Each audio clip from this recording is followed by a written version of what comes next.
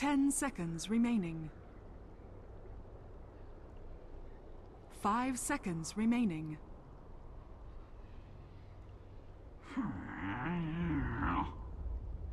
Radiant team ban.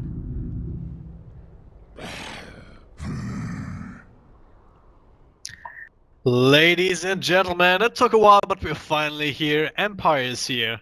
That's kind of the one problem that we had, but the game finally starts. This is game number 1 in a best of 3 series between these two teams, Empire and Fantastic 5 in the Dota 2 Champions League.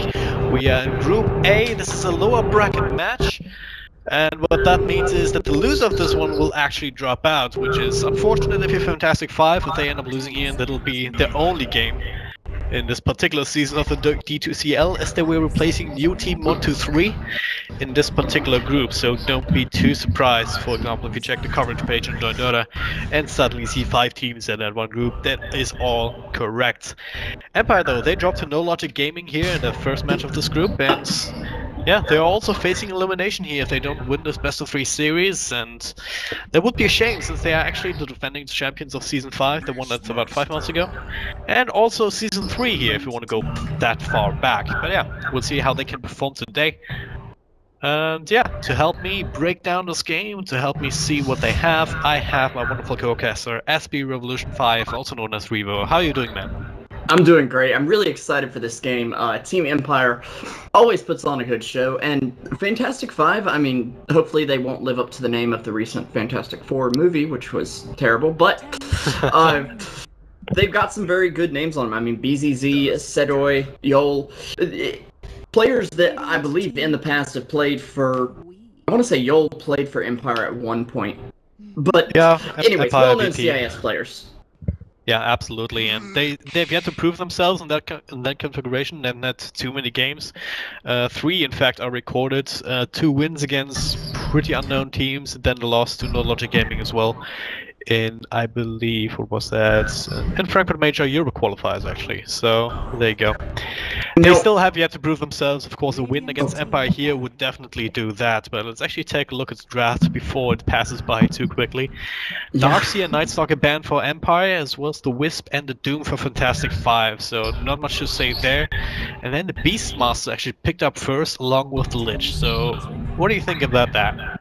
I really like Lich in an offlane support position. He does so much this patch. It used to be you don't get the early point in Ice Armor, but you put Beastmaster up against someone with Ice Armor on him, it's just ridiculous. You can put any hero in the offlane, to be honest here.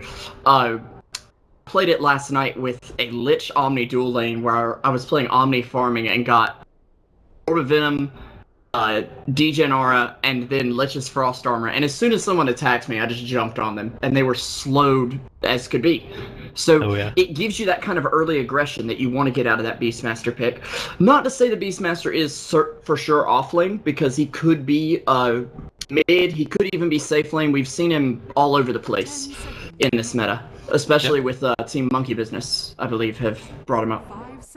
Yeah, and, I do believe though that this will be the offlane, especially with the Lich, and that's why we see, I mean, the rise of the offlanes, or the offlane dual lanes, has been one of the stories of this particular meta, of this particular patch, 6.85, and Lich is a big part of that, especially since the change that you can now sacrifice without giving over XP, so you can stay in the lane, go more of an active role with the armor as well as the Frost Blast, just to harass, and that's just such a big augmentation to these kind of strength melee heroes, which is also kind of pretty much the meta here. So that's why we saw the Lich Doom offlane be super successful and super hard to deal with, and one of the reasons we actually see Doom picked and banned so often. But yeah, maybe the Beastmaster can fill a similar role to that. Of course, a little bit of a different niche on him, and yeah, more strength melee, Slaughter pickup for Empire, and Fantastic 5 already picked up the Tusk and the Queen of Pain in first phase, so pretty standard, very strong heroes these days. A lot of positioning, a lot of mobility on these heroes. And then the Alchemist, so that kind of throws you through, or can throw a little bit of a loop. We've seen mid-Alchemists be very prevalent, just so you have the rune control as well. But they can always be a safe lane Queen of Pain if they want to run it like that, or just flip the script, run a safe lane Alchemist, farm the hell out of him, and then decide what you want to do, how many axe scepter upgrades you want to give out.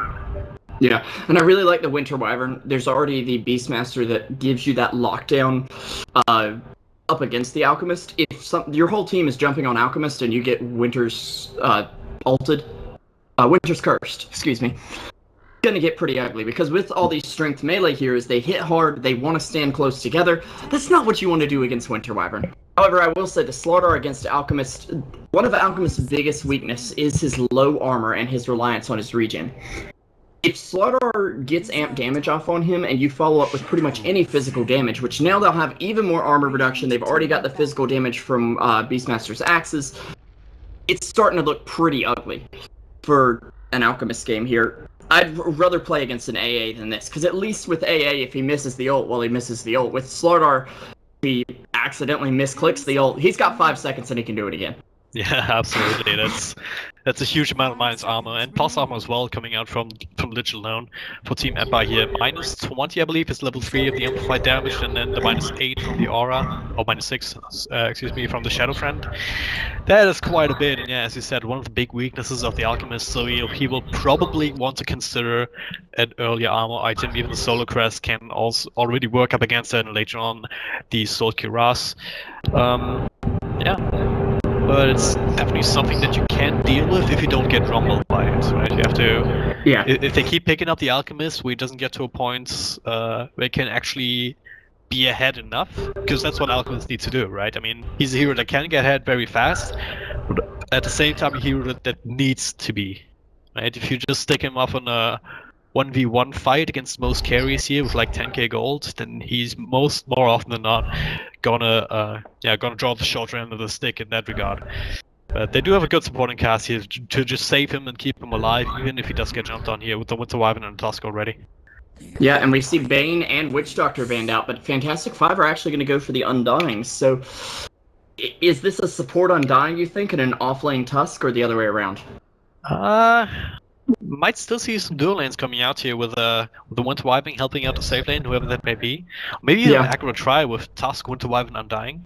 I'd actually like to see Tusk, Winter Wyvern in an aggro lane, and then Queen of Pain, Undying, so that you don't end up with a double melee lane anywhere. Yep. The Lina is very nice, though. With Lina and Shadow Fiend, you've got pretty decent attack speed, Beastmaster as well, and that's going to help you tear down the Tombstone in a team fight, which is going to be very important. Also, Lina has enough burst to kill off Alchemist, and that is an enormous factor. Just because, okay, Laguna Blade to the face, follow up with a nuke, Alchemist is low, and he can't regen in time to survive a few right clicks. Not to mention the, of course, armor reduction factor. It's a scary lineup for Empire, and Fantastic Five, well, they're going to have to stand up against it somehow. Well, they can definitely here with the heals that they have, with the counter engagement potential from someone like a Tusk and some bursts of their own, mostly from the Queen of Pain. But yeah, if I look at Empire's lineup, I'll just see lots of minus armor, quite a bit of burst here, solid supports on both lanes, and solid lockdown as well, just from Beastmaster Ultimate, as well as the Slaughter Blink Crush, and the Crush is on a very low cooldown as well, only 8 seconds on all levels, so it's... I don't know, it seems much scarier than Fantastic Five's lineup is, but yeah, of course, we'll see how that turns out at the end of it all. But for now, if you're just tuning in, welcome again. My name is Dragon Drop. I'm joined by Revo here for the Dota 2 Champions League Season 6. A best of 3 between the Fantastic Five and Team Empire. The winner of this match will move on to fight... who will they actually fight? The loser of... Liquid? No, No Logic Gaming actually. Liquid first and No Logic Gaming already played. Liquid won that, so No Logic Gaming will be the next opponent. They will waiting for each Empire. other. Hopefully getting their revenge, yeah. Or Fantastic Five, yeah. We are biased here. Possibly.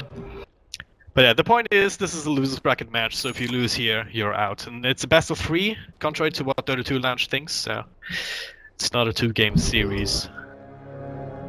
Alright, yeah, let's just quickly introduce our teams here, as it doesn't look like we're gonna have any action. Starting with these here, the Fantastic Five, we've got BZZ on the Alchemist, Yol playing the Undying. Up here we have Sedoy on a Queen of Pain, actually making us way to the offlane here with that huge amounts of regen. King R playing the support Winter Wyvern, and that leaves the safe lane for Ghostic on that Tusk all alone.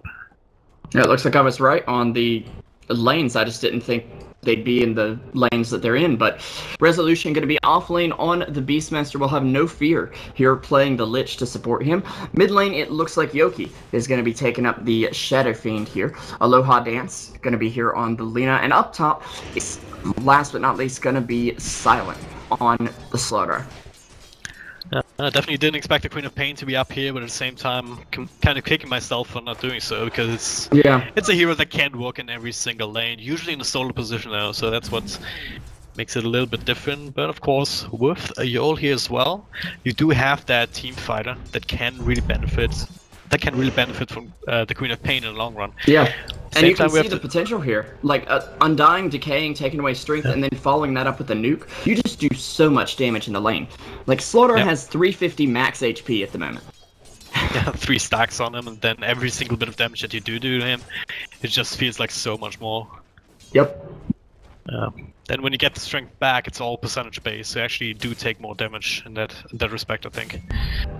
At the same time, we have the Empire dual lane here, as expected, with Beastmaster plus Lich, and they should be doing fairly well. They're up against a melee Tusk, who, well, can kind of run these kind of situations where it doesn't get too much. He just has to be careful not to die, and that might be an issue. He's only level 1, has opted for the ice shots first, doesn't have the snowball available, and even then, it's not really the most reliable escapes, and it's more often than not, you're forced to roll towards your opponent. Yeah, unless that bird gets in a bad position, he's going to be struggling to find a way out with the snowball right now. Now in the mid lane, Alchemist versus Shadow Fiend. I keep going back and forth on this matchup. It looks like BZZ is playing it out a bit better right now, but as Yoki gets more damage, and eventually when he gets the 1 point up in the armor reduction, it's going to be rough for him to sustain against Shadow Fiend, simply because Alk's got 2 armor right now. He does have a stout shield, but his agility gain is so poor that 2 armor is going to be like that for quite a while.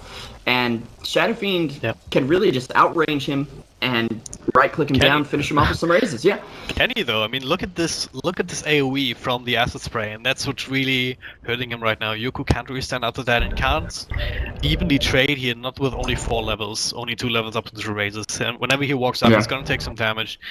And then, BZZ is gonna be close to level 6 as well, so even then, with a bottle now to tide him over, he's gonna have plenty of region to play with, where that burst doesn't really matter too much. And yeah, once again, Yoku, he's getting some last hits now, but he's still trailing a little bit behind, which is not really the case against most melee mid laners up against ranged ones. But the Alchemist is in a very unique position in this regard. Yeah, I'm a little surprised Aloha Dance isn't rotating to stack some camps for him, seeing as he is getting behind in the mid lane, but there's still time for him to stack, of course. Until those raises are max, you can't really farm camps that well. Oh, top lane, they're gonna go on Yol, the silent misses and stun though. So that'll be that, and double. And that's another double decay. Double decay comes out, yeah, look at these stacks, he's 5 of those, 6 of those. Can't even count so many, are they? But they have to walk out anyway, but yeah, Sonoy, he has plenty of regen, Undying also has his off. So they should be fine, and yeah, these dual lanes as well, it's a little bit of a problem here, because the dual lane puts on more pressure than the solo lane most of the time. I know, basic math, but it means that, especially since you're already running a dual lane yourself on Team Empire, which was telegraphed as well by the Lich pick, you are only left with 1 support supporting the safe lane, and Slaughter is a hero that can get caught out. It is quite tanky at level 1, but with the sprints, not so much. If he tries to get out, it's kind of alright. If you then catch him, then he's in a little bit of trouble. So Low Dance has to stay here, and you can't really do too much to stack up camps. And at the same time, they don't want to give their advantage up down here in the bottom. Rotate No Fear out. I do want to mention BZZ has gotten the supports to rotate and secure him a double damage rune up top, went ahead and popped that, and then walked all the way to bot to get the bounty rune. Most heroes, this would be devastating because you're leaving lane for so long, you're not getting farm. But our Alchemist, that's 500 gold practically, so who cares? Because now he has level 6. Yeah, he shot up to 600 GPM for a second there, and I kind of forgot to check the GPM when you first pick up the room, because it's actually like 2000, which is not significant at all, but I find it hilarious. Less, but level 6 for both these heroes, so BZZ. 3 seconds in, he has 2,000 gold per minute. Record breaking. Oh yeah. Such balance. Yeah, balance here indeed. But yeah, so far not much happening. First blood still has to happen. No one really wants to go for it. Who do you expect to go aggressive first here? Well, I mean, it doesn't have to happen. But it probably Yes. will. No, the game could go with no kills. It's possible, Dragon Drop. Revo, when have you played Dota last? Last When night. have you ever seen a team game with no kills? I mean, I've never seen one, but theoretically. Oh man.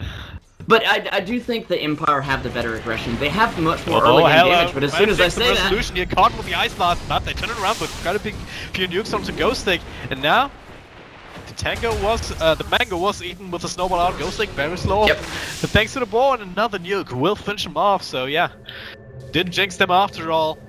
It looks like they want to go for more. Double ball slow here onto King R. Resolution here going in deep, and he will get the secondary kill. Yol comes back to the Tombstone to try and make this a trade. He can get him with Soul He's Rip. also being slowed up by these boars, and yeah, that's not Okay, good. Oh here wow, we go. this is going to be enough. Wow, the DK lost the Soul Rip. Yeah, he Didn't could have quite gotten him expect with that. Soul Rip, I think, with the zombies nearby, but he didn't risk it, which is probably smart. Especially since it is only level 1. The thing is, Beastmaster also had some stick charges left. That might have been enough to actually save him from that. Yeah. Man. Of course, the Castle's Curse just want to say, hey, not much is happening. I don't know. Three They kills might on get bot lane. aggressive and... Yeah, Fantastic 5 got aggressive real quick, but definitely paid for it. Even though Undying was able to get that kill, they will leave him bot for now, Ghost Stick rotating up a bit, and probably switching into a bit more of a supportive role, simply because he has gotten almost no farm this entire game. Yep. He will block the stack, though. So nice. Oh, Will he though? wait, what? He's a little bit fearful, but that means that there is a triple stack for Yoku to farm up now. He has max level raises, so that shouldn't be a problem. That's always the... Oh, if he times it right. Look at Get short. Okay, I I, think he felt got like he the could have got a draw. little more out of that, but it is something. And Queen of Pain rotating up now. Look at Yoki here. Well, they could, but no fears here. Yes, his ultimate bounces once. The Sidoryu blinks out and the Snowball comes through too. But now more help is here from the Lina. There's a Sonic Wave, Oh! but both heroes just fall. Make that 3 heroes, I don't know. Undying, yeah. didn't know when you got here, but it wasn't a good idea. They almost had him, but that Lich ult and the fact that Tusk was unable to dodge it with the snowball quickly enough meant that they really had a lot of slow going their way, and they couldn't get a few extra right clicks off, and that really made the difference. But the Cold Embrace will keep it safe for now. Now Silence is in trouble. The Ice Shots block him in. No fear, out of mana to actually do anything to try and help. And now he has another crush that might be enough to get him out to safety. Here comes the There's snowball. still in range. Is it fast enough? That's on level 1 spin, but should be enough. They've got shards. Maybe not with the Ice Oh. Shots, not quite enough to actually finish him off. And Silent will survive, courtesy of the Power Treads. Yeah, and meanwhile down on the bot lane, Resolution is going for the tower. He's only 500 gold from a level 1 Necro book. And this is the fruits of his labors helping get that first blood. He'll go ahead and roar down Yol. I get Yol here. And I believe Yol's dead. Nope, He pops the maybe tombstone, the not. tower's aggroing onto Resolution, and the heal will come out. So not quite enough burst damage, and actually also He roll gets to down. deny. Only about 80 second cooldown, it's not the worst, but still. Yeah, you kind of had to use that roar there, otherwise he was going to drop Tombstone initially, and you'd really struggle to get out from under the tower. So, going ahead and using that roar gave you a second to move before he dropped the Tombstone, and then less zombies can spawn on you during that time. So, it was a good move, all in all, but didn't result in the kill, obviously. As Ghost Stick is getting run down now, they're going to go after Yold now that they know the Tombstone. Oh yeah, Can they get in range? Kill you, they clear through the creeps, Yep. they get the slow off from the Frost Blast, and Lina's there, low dance, just snags the kill away. And we haven't That'll talked finish about his the Lina magic wand. too much as our support position. How much do you like it compared to the core now in 6.85? I think it's perfectly fine. It's a support who can actually get some farm, especially if the carry leaves the lane, simply because once you've matched Dragon Slave up until about 22 minutes, I want to say it is, you can use that to one-hit the ranged creep, and of course it does a lot of damage to the melee creeps that you can then just finish off with right clicks or your stun if you really want to. So it does give you potential to transition, and we've still seen players like Solo do very well on the hero and even get, I want to say, like 15-minute Aghanim Scepters Yep, alright. or something. Might see engagement in mid here. Empire was smoked up, but couldn't quite find the opening. BZZ knew that something was happening here. Walked towards his teammates up near the top rune spot. Maybe it was just a play to secure the rune. Maybe they don't actually know what's happening here. But there we go, they're coming in, Resolution comes in, BZ doesn't have his ultimate off, so they do have an easy time bursting him down. Now the Frost Blast comes in. Yeah, that was what I meant in the draft. Uh-oh. Oh no, They got him King with the Archer two raises. teleport out of the raises. Just enough. And now 2 more heroes down, the tier 1 in trouble. No one really in position to try and fight this, of course, with 2 heroes down. One of them being your Alchemist, you don't really want to. He's going for the Radiance build, by the way, haven't talked about that yet. But he does have the Relic at 10 minutes, which is kind of becoming the standard timing for professional mid-Alchemist if you get enough bounty runes. Oh, they're gonna go! Oh, Resolution! Teleport in from Sidoi, gets the burst down, and now Empire on the run. Doesn't look like the Fantastic 5 can get more though, but decent rotation. Don't get a Tau deny though, and yeah, Shadow Fiend still survives. He's on top of that birth chart, exactly where he wants to be. If they'd had a tombstone up for that, it would have been very useful, but this is one thing to point out about Alchemist. So, Alchemist is sitting at 1,000 net worth less than the Shadow Fiend. And sure, Shadow Fiend's got 3 kills, but Alchemist has been farming incredibly well. And you really want to, if you have an Alchemist, you want to be the best farmer on the map by far. You get free gold for creeps, you should be killing creeps faster than anyone. But Shadow Fiend can kill them a little more efficiently than you, honestly, without much items. Yeah, so, he can, but the trouble with Alchemist is, of course, he gets so much more for each single last hit. I mean, he has about half the last hits of the Shadow Fiend. Oh god, missed the kill there. Sidoi gets picked off down here in the bottom lane. Oh, it's just... Yeah. I didn't see that one either. Yeah, I think he blinked out, just blinking away from Aloda and Sanofi, and then Yoku was there just at the right time, the right place. Kind of just herded him in, I guess. Yeah. But yeah, Empire looking good. About 500 to go on Alch's Radiance, and Beastmaster has finished up that level 1 Necrobook. So these tier 1 towers were very easy for them to take down, and it's going to get even easier, even though they're going to just go for Roche right now. They were spotted by a ward, but I don't think they really care since they'll take it down so quickly. With the armor reduction coming out, Roche is going to be at -10 armor, and yeah, it's done. This is so fast with the start on their team, and even the Fantastic 5 were in position to fight. They really aren't, because Winter Wyvern, it's the one big teamfight ultimate control, I want to say. Still doesn't have his level 6. Winter's Curse is not on the table yet. What is on the table though is that Radiance now completed. About 12.5 minutes in on that Alchemist, so that's going to be their play for Fantastic 5. Just make sure that the Alchemist farms up ridiculously, but does get his ultimate off this time. It's going to be enough with all the bursts, doesn't look like it. Resolution, and no fear, that offlane duo get a free pick off here in the dire side jungle, and the rest of Fantastic 5, they have to walk away, but Silent finds Ghostic here teleporting out. Very long time, it looked like he still has snowballs, still has the shots to try and delay this a little bit, but it's not going to work. At the same time, Winter Wyvern just dies back here, and what's on the line? Yoku is just going ham here in the backlines. He doesn't even give a damn. I'm gonna keep an eye on Setoi just in case they somehow pick him off from all the way across the map, because it's about what it feels like here. Just have enough bursts to really do a lot. And another thing is, Empire have a great mix of physical and magical damage. Like, Shadow Fiend is already a great hero in that respect, but Lina and Lich adding a lot of magical, Beastmaster and Slaughter adding a lot of physical. Can't just say, oh, well, we pick up casual plate mail and suddenly we're invincible against this team. We pick up a cloak and suddenly we're invincible. No, you have to commit a lot of itemization to get strong defensively against this team, and even then, it's only going to go so far. And this is such a cruel timing here for Empire. Fantastic 5 are no way ready to fight with that Alchemist. He's got going for a Radiance build, which is kind of slow when it comes to fighting. And then not even having the level 6 in the Winter Wyvern, not finding a single extra point of experience here. Losing 2 towers in the offlane for and lost teamfight as well. Yeah, I really like the Solar Crest build on Alch better because you can actually go with your team and do something. Because, to be honest, you don't need to sit and farm for hours. You're not going to out-carry most hard carries in the game with it. So if you're going for this Radiance, you're saying, I can go to the jungle and farm, and that's great. But this game does not matter if you have 10,000 gold per minute when your Ancient dies. If your Ancient dies, you lose. Yeah, that's how Dota works. Glad you finally caught on, Rebo. Kappa. Yep. But yeah, it is true. I mean, right now, it's 50 minutes in, Empire is sitting at a 10,000 gold lead. Wow. Didn't realize it was that bad, and that's up against an alchemist, mind you. But don't worry, guys, we have also, Empire at this rate, they're gonna push the high ground by 20 minutes. I mean, they're getting the back on the Lich. They just completed that now. They're gonna have the level 3 Necrobook on the way on Akura right now as well. Shadow Fiend, he has double damage rune bottle. He has Aegis, a Blink, and Sanjinyasha. I mean, what's stopped them right now? Mischance on Radiance if you get really lucky.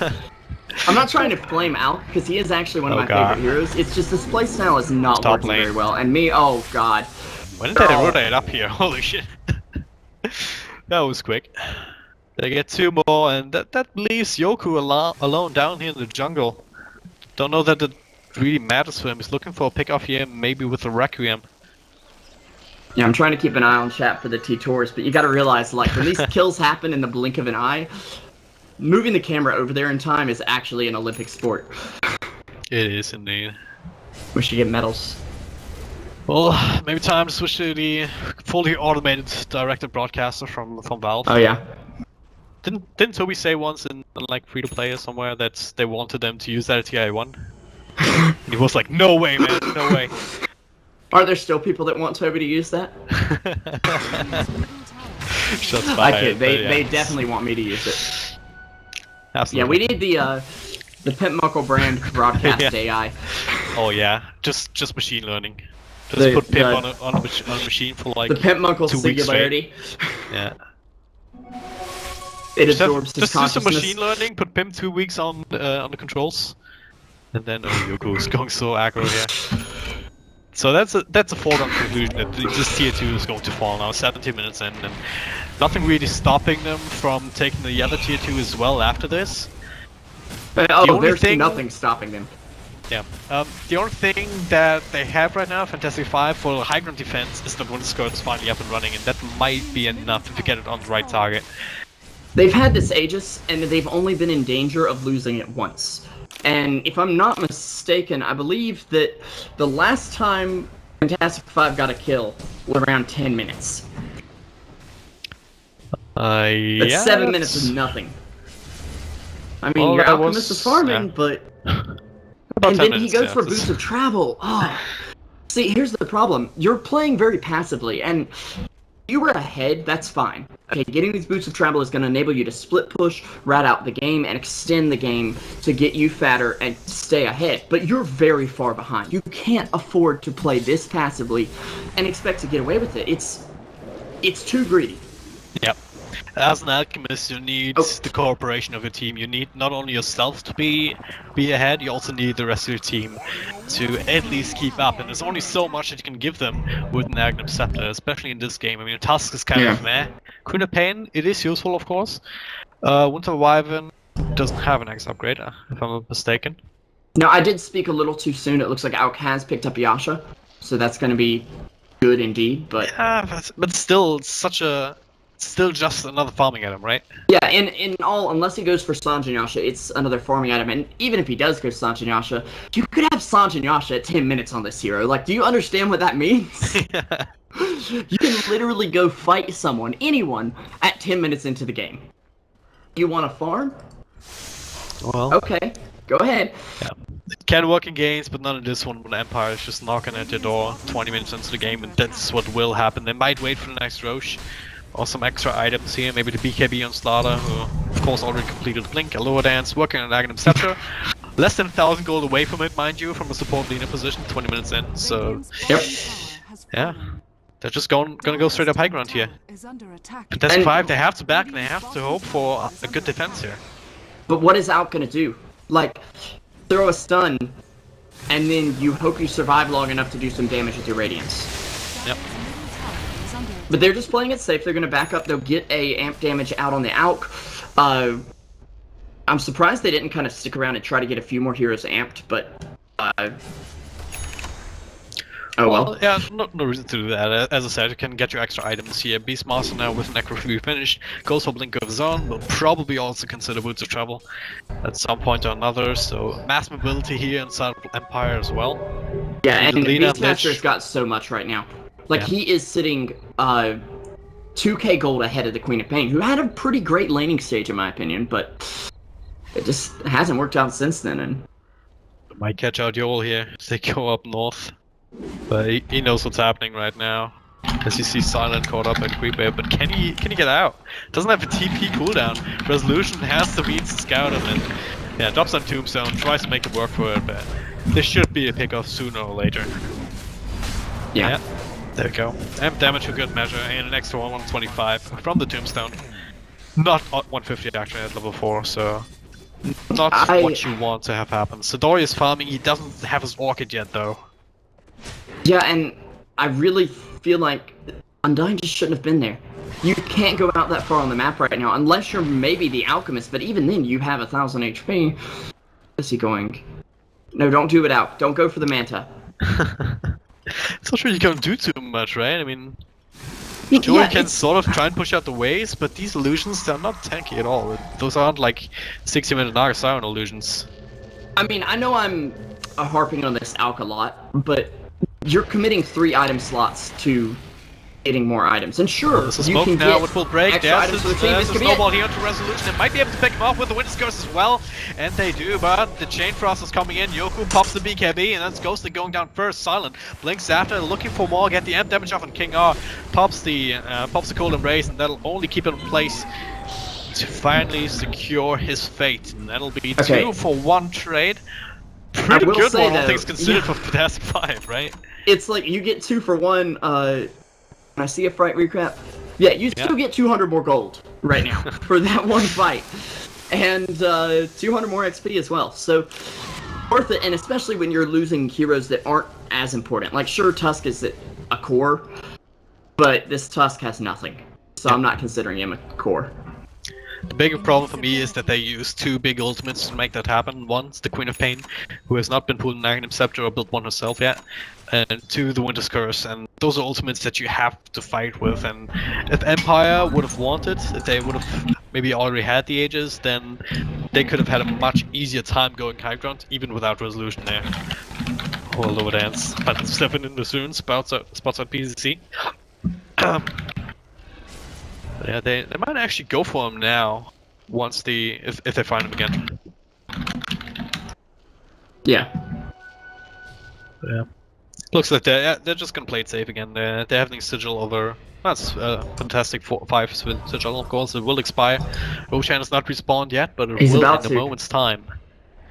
Patience, Yoki. Patience. It'll be rewarded. No, don't. You're gonna have to walk back in a second. It'll be fine. They have the courier here, flying by, just casually delivering the BKB. And the Aloha Dance ward, too. Yeah. It's a bit Lena shaped, but it works. Here we go. First starts at 23:15. I'm saying 15 seconds. They only now get the amplified damage on though, so it's like... but yeah, 15 seconds on right on the money right there. It's actually 14. 13.5 really, but still. Yeah. And I would like to clarify my comment about the Alk as well. I'm not saying that this build is absolutely terrible in every situation. I'm saying that in this situation, it doesn't work. Yep. Yeah, exactly. I mean, it's a perfectly good build if the rest of your team can actually hold on to the space on the map. But in this game, it just hasn't happened. I mean, look at the net worth of Alchemist. Yeah, he's made this farming build work. It's done exactly what it's supposed to do. He's on top of net worth chart by country mile, but the rest of his team isn't. Blink Crush onto King R. He doesn't get anything off of the extra bash, so that'll be 1 hero down for the count. Right, straight off the bat. Sidori still has his ultimate. And Winter Wyvern also has his, and just can't use it if you're dead, obviously. No buyback in him. Yuko took quite a bit of damage. Oh wow, that's a roar? That's a roar on Sidori? Okay. Not sure what he's doing all alone up there, but it's not to the benefit of Fantastic 5 with a lot of trouble right now. That should be a set of racks at least. Unless they can pull out some sort of miracle. Winter Wyvern will be back, so a little bit of a source of problems for Empire. Also, this acid spray proved to be very annoying. Yeah. Still holding on, only a little bit more damage down to the tier 3.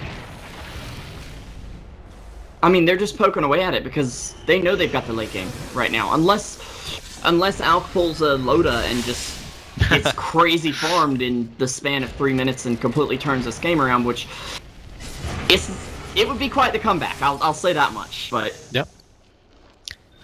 The thing they've got going for them is that not all lanes are being pushed in Empire, just focusing on a single lane, which is not exactly ideal. Since they could have easily rotated someone up here to the middle lane and kept that pressure up as well, just to spread out the defensive lines for the Fantastic Five a little bit more. Yeah. Yeah. Fantastic Five, I'm sure they're not really feeling fantastic right now. It's been a rough game. Gonna go for desperation smoke play here. It will pop as the lower dance gets it from the low ground. That should be a dead leader here with the Orca coming out as well. Not a whole lot that he can do, but there's help on the way. Maybe no. Okay, don't want to go for it. That's 1,000 gold for Queen of Pain now in the bank, so they will get another bounty rune up on Auk, and it's gonna be the soul booster coming out to him right now. So Octarine. Yep, it's a pretty good build, and at this point you do start to get a little bit tankier. Yeah, you can. And at this point, your one option is split push. Yeah. Your team fights are not going to work here, so I will give him that. And for that, this build is perfect as well, because you can teleport or walk somewhere, pop the illusions, teleport to another lane, and the problem is, to actually make that work, you need vision. All they really have is this one observer ward up on the top rune spot, which isn't really giving you a whole lot at this time in the game. When Auk does get this Radiance Octarine, he can move his illusions around the map and then kind of create vision. It's not perfect, but it does give them a little more map control in this situation. So just playing devil's advocate here. As you said, it's not ideal, especially if you compare it to what Empire have for vision. I mean, they don't have too many wards, but they have plenty here. There's one down on the bottom lane, and they also have this Hawk from the Beastmaster, and they also have BZZ potentially here. He has his ultimate going, gets a stun onto Resolution, but there's so much more Empire than there is Fantastic Five, and no teleport cooldown even if he wanted to. Sound was there, and he's only going to delay the inevitable at this point. Yeah, I tried to throw the stun just to do something before he died, but I don't think Empire really worry about that at all. Yeah, that's what I was talking about. If you're gonna go for these kind of plays, you need vision. You need to know what's behind you. And in this case, it is Yoku who just caught the tail end of that, and it was a solo kill on a Queen of Pain. Yeah, Scotty was doing just so much work. She was actually mid-animation for the blink away. But now he'll just blink up and take out KR if he can. Pops the BKB, gets the raises off, gets punched up into the air, but should still be able to just right-clicks him down. And still has the Aegis, gets the courier! Gets the courier, still has the Aegis. He can pop up the ultimate here on the top if he wants to, not with the stuns coming out. Yeah, at the same time, hashtag space created. They're using so much time to bring him down that the rest of his team is banging away into tier 3. And yeah, Yoku, the only thing that he did wrong was not having his BKB. He still gets his ultimate off here, still fighting. Gets punched up, trying to control the map as much as they can, but now they're fresh out of control, so you can start right-clicking. Not easy with the sigil though, so it's... Oh wow, he's out of region, you're right. And that's one boss raid to finish him off. And they're playing a little bit of Romeo and Juliet here, both dying at the same time, so that's yeah, 2, 3 for 1 trade. You just consider Shadow Fiend, but at the same time, top melee Rex plus tower also went down. They're gonna try to get something else out of that. It's gonna be no fear, but Resolution comes back in with a roar. They do get Sonoy again, Ghosting as well. It's a 5-man wipe all over the map. So the they need a beautiful buyback from Sonoy, but yeah, he has his ult, but what's he really going to do with it? That's level 2 ult at this point in the game, where Empire just seems like they arrived in the late game, in the very late game for their lineup. I assumed it was level 3 at that point, thinking, oh, he's gonna get a beautiful ult, he's gonna turn the game around. No. That was level 2. Just not enough damage. That's 380 pure damage, it is absolutely nothing. Yeah, and especially not without Ags, so... Yeah. It's a bit iffy. Well, I'm gonna try again, I have nothing to stop a lower dance, so... Yeah, Winter Wyvern TPing in, but without the ult, there's no stun. And that's another issue with this lineup. They've got a few stuns, but it's Tusk's ult, which is relatively low cooldown, at least we can give him that. Wyvern's ult, which is not. And then Auk's stun, which is hard to get off properly. Let's just be completely honest here. And if it's not max, it doesn't do outstanding damage as well. So, and now there's a Lotus Orb.